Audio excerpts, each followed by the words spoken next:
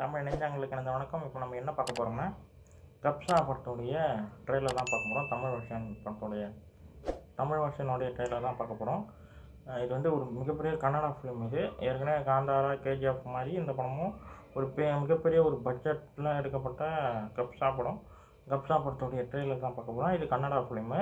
யாரெல்லாம் இருக்கான்னு பார்த்தீங்கன்னா, உபேந்திரா, அப்புறம் கிச்சா சுதீப், அப்புறம் வந்து சிவா ராஜ்குமார்னு சொல்லிட்டு, அப்புறம் கேஜிஎஃப் மியூசிக் டைரக்டராக இந்த படத்துக்கும் மியூசிக் பண்ணியிருக்காரு. இந்த படம் வந்து 17ஆம் தேதி ரிலீஸ் ஆகுது. மார்ச் 17 படம் ரிலீஸ் ஆகுது. ட்ரெய்லர் எப்படி இருக்குன்னு வாங்க. கொஞ்ச நாள் ஆகுது, ட்ரெய்லர் வந்து கொஞ்ச நாள் ஆகுது. இப்போ தமிழ் ட்ரெய்லரும் வந்துருச்சு. வாங்க பார்ப்போம் எப்படி இருக்கும்.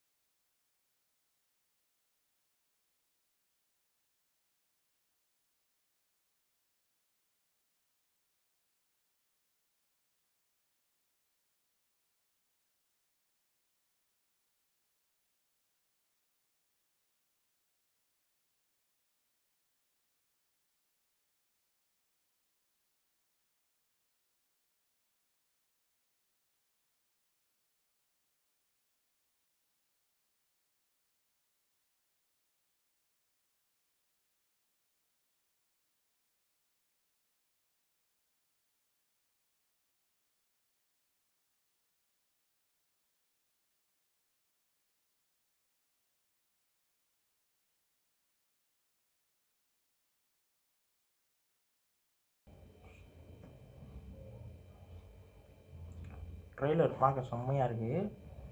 அந்த கேஜிஎஃப் லுக்கில் இருக்குது. கேஜிஎஃப் லுக்கில் நிறைய இருக்கா மாதிரி எனக்கு தோணுது.